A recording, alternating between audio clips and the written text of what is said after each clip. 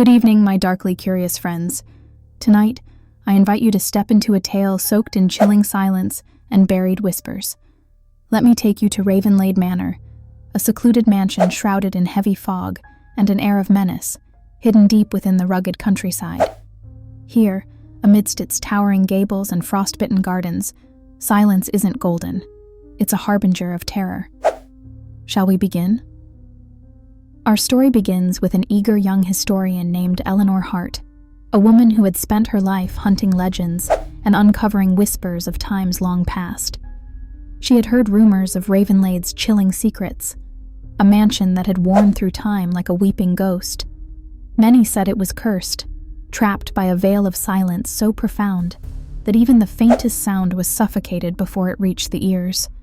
It was late November when Eleanor arrived at the gate of Ravenlade. She carried nothing but her leather satchel, a flashlight, and her determination to unearth what others dared not touch. The air tightened around her like a clenched fist the moment she stepped onto the grounds. The brittle leaves seemed to break noiselessly under her boots, a chilling prelude to the anomaly she was yet to unearth.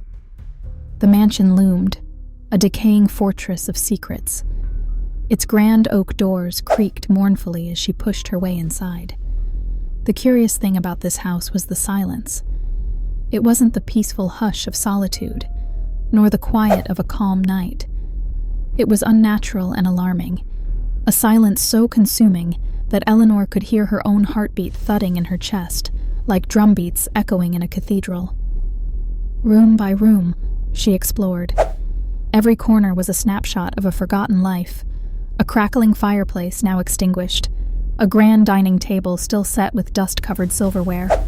Portraits of faces long gone lined the walls, their empty gazes tracking her movements as she moved with caution. She delved deeper, wondering how a place so eerily melancholic could resist the decay of complete abandonment. Eleanor reached what was once the library, a cavernous room whose bookshelves stretched up to the dimly lit ceiling. Here she noticed something unusual. On an old wooden desk lay a journal, untouched by cobwebs or dust, a startling contrast to the rest of the estate.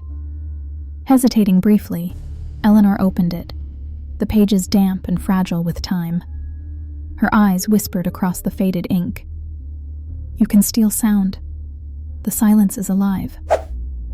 The historian in her dismissed it as melodramatic musings of the house's previous occupants. However, she couldn't ignore the subtle discomfort curdling in her gut. Just as she placed the journal down, something delicate brushed past the nape of her neck, an almost imperceptible cold breeze. Spinning around sharply, flashlight trembling in her hand, Eleanor found nothing, only the still, heavy silence pressing against her. As the hours stalked toward midnight, the mansion seemed to awaken in strange ways. Her flashlight flickered erratically as she reached the upper floors. And then, there it was. A sound, faint and fragile, breaking the void like the first crack of ice.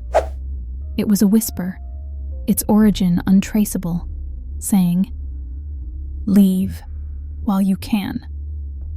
Against all instincts, Eleanor stayed. Her curiosity was a ravenous beast, unstoppable and unyielding. She followed the whisper, finding herself in an attic concealed behind a narrow spiral staircase. Steeling herself, she climbed into darkness. The attic was a vault of shadows, filled with antique furniture draped in tarps and cobwebs hanging like thin veils. And there, in the very center of the room, stood an ornate music box, its craftsmanship unnervingly pristine. Eleanor reached for it, compelled by a force she couldn't explain. Its gears began to turn with no prompt from her touch. It played no tune, no melody. Instead, from it emanated a cacophony of voices, rising and overlapping as though stretching out from another realm. Screams, cries, and laughter echoed in waves. The silence had not been a void. It had been a prison. The voices surged, growing louder and angered. Impossible as it seemed, Eleanor watched as thin streams of vapor, transparent and writhing, emerged from the music box, spiraling upward before taking on vague, humanoid forms. They surrounded her, faces contorted in torment, each mouthing silent words of anguish. Panicking, Eleanor tried to run, but the attic door slammed shut of its volition. The spectral beings enclosed her, whispering in unison, "You will join us." Each word was like a weight pulling her deeper into terror. She shook her head violently, shouting at them to stop. But something horrifying happened. She couldn't hear her screams. Her voice had been stolen, trapped like the others in the oppressive silence of Ravenlade. Eleanor collapsed, her mind spiraling into a chasm of despair. Then she noticed the music box again, its lid slightly ajar. An engraving on its lid caught her eye. A name, Isadora Ravane. Its existence tied to tales of a vengeful widow who claimed vengeance across the decades by ensnaring voices and silencing truths. Using every ounce of courage she had left, Eleanor aimed to destroy the object. She sprinted toward the box, picked it up, and hurled it against the attic floor. It splintered into fragments, sending an eerie gust rippling through the room. The specters screamed in unison, shattering the atmosphere, their forms dissolving into ethereal smoke that faded into the cracks of the walls.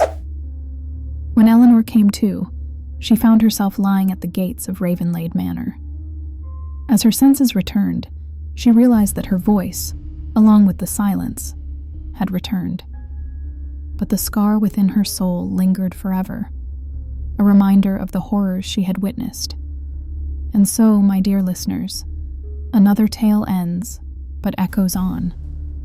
A cautionary reminder that sometimes it's not what you hear, but what you can't hear that seals your fate. Until next time, I'll be waiting here, in the shadows of your imagination. Sleep well, if you can.